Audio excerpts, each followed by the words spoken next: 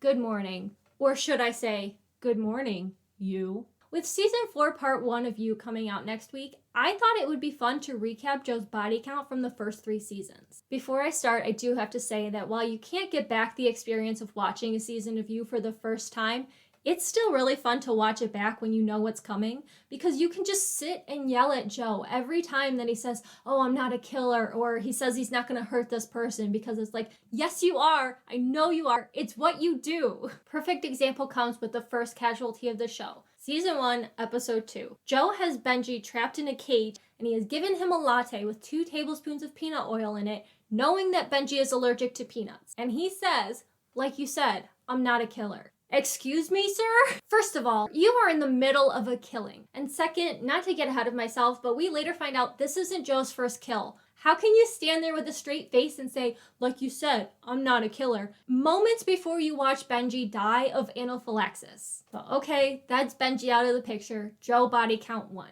The next to go is Peach. In season 1, episode 5, Joe tries to kill her by following her on a run and smashing her in the head with a rock. She survives the attack, and she later takes back to her family's estate, where Joe shows up and creeps around until he's discovered by Peach the following morning. She has Joe at gunpoint, and after she finally starts to piece everything together, Joe finds a moment to make a run for it. Outside, Peach shoots at him, and he stumbles to the ground before pretending to be dead, and then tripping her, grabbing the gun, and shooting her off screen. Remember what I said about Benji not being Joe's first kill? Well, in a flashback in episode 9, Joe confronts Elijah, the music producer that Candace has been cheating with, and they're on a rooftop, so it's only a matter of time before, whoops, Joe pushes Elijah off the ledge to his death, bringing Joe's body count to 3. Things really ramp up in the last episode of season 1.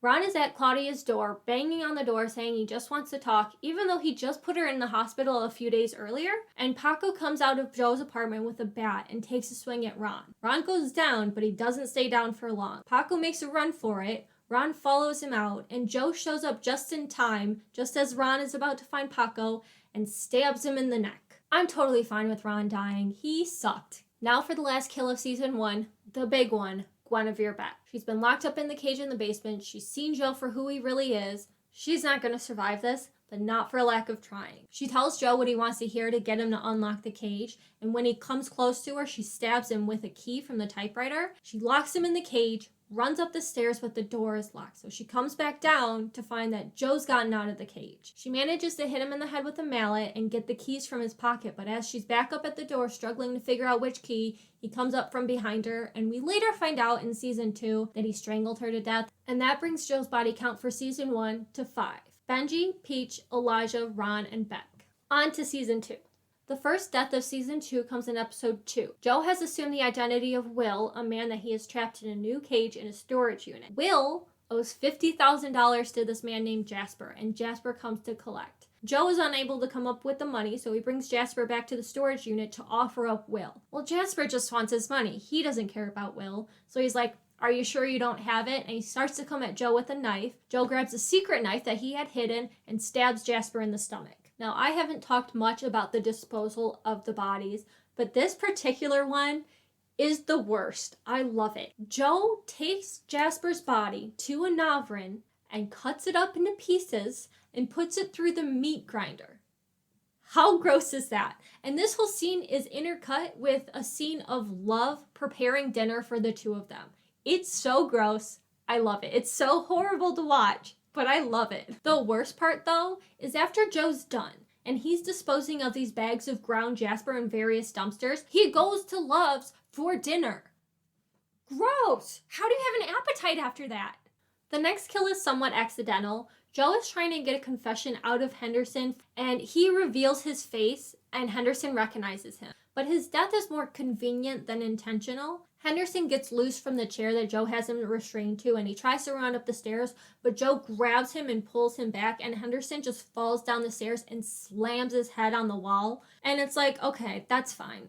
Kind of like with Ron, I'm fine that Henderson died. He sucked. In episode 8, Joe returns to the storage unit where he has Delilah handcuffed with these timed handcuffs, and he intends to get back to her before they unlock and let her go free. But when he gets there, she's already dead. And it's a whole plot point that we don't know who killed her, so I'm not going to add a tally to Joe's body count just yet. In episode 9, we get a couple of flashbacks to when Joe was a kid.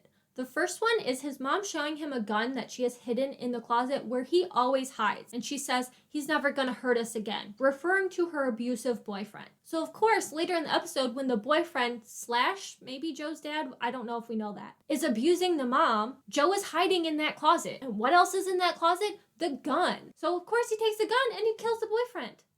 Mom, what did you expect? What did you think was going to happen? So chronologically, this is Joe's first kill. It happened when he was a kid. So that last flashback happened while Candace has Joe trapped in his own cage with Delilah's dead body. She's waiting for Love to show up because she wants Love to see who Joe really is. Because her whole thing this season, after surviving Joe trying to kill her and burying her alive, has been to protect Love. So Love shows up. Joe confesses that everything Candace said was true, that he tried to kill her. He says he killed Henderson and he killed Delilah. Love rushes out of the storage unit, down the hall to a garbage can where she throws up. Candace catches up to her to comfort her, and Love reaches into the garbage, grabs a broken bottle, and stabs Candace in the neck. What?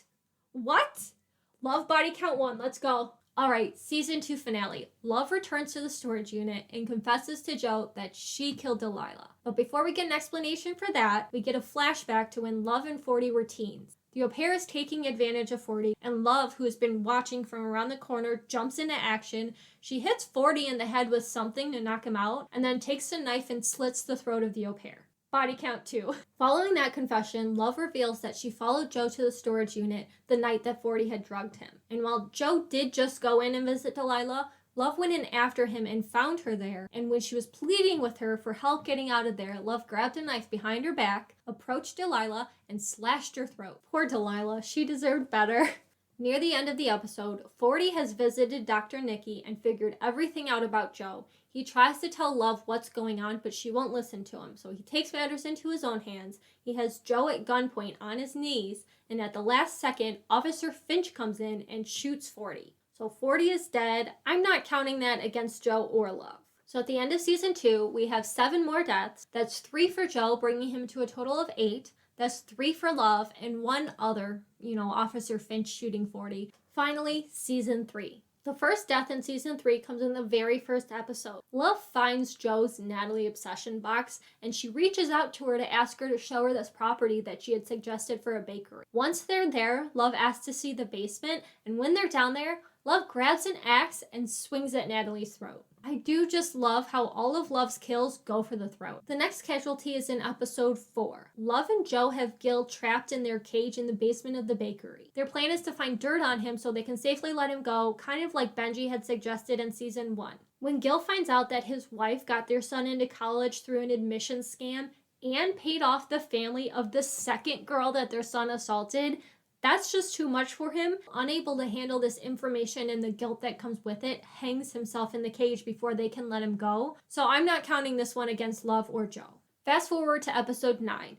Joe follows Marianne's ex, Ryan, to take him out for all the problems he's causing for Marianne. But Ryan catches him and confronts him, and as he's walking away, Joe runs behind him and pushes him off the ledge of a parking structure. That might have worked for Elijah, but this parking structure is not as tall as a building in New York. So Ryan survives the fall, which forces Joe to stab him to death and take his wallet, making it look like a robbery homicide. Now in the finale of season 3, over dinner that Love has prepared for him, Joe tells Love that he wants a divorce. She gets a little flustered and Henry starts crying in the other room, so she goes to check on him. And while she's gone, Joe grabs the knife that she would use to cut the chicken and hides it under the table. When she comes back, she sits down and she confesses to Joe that she killed James. But she didn't mean to. It was an accident. He too asked for a divorce, and she wanted to use wolfsbane to paralyze him so they could talk. But when it was ingested, the dose was too high and it killed him. So this time, she was letting it absorb through the skin because she had coated the knife that Joe grabbed. But unknown to her, when she left the room, he also took an adrenaline pill. So as she realizes she's not the problem, her husband is, and she sharpens one of her kitchen knives to slash his throat as per usual. Once she gets close enough, he sticks her with his own dose of wolfsbane that he had prepared. So she dies in the same way James did. That's kind of cute, right? With Love gone, that brings our season 3 body count to 5. 2 for Joe, 2 for Love, and 1 other, Gil. So after 3 seasons, our final is 5 for Love and 10 for Joe. Wow, that's a lot of killing for someone who says, I'm not a killer. Season 4 looks like it's going to have like a different vibe, which I'm kind of excited about. But how many people do you think Joe's going to kill in Season 4? Let me know any theories you have about Season 4 in the comments. Be sure to like and subscribe, please and thank you. Bye!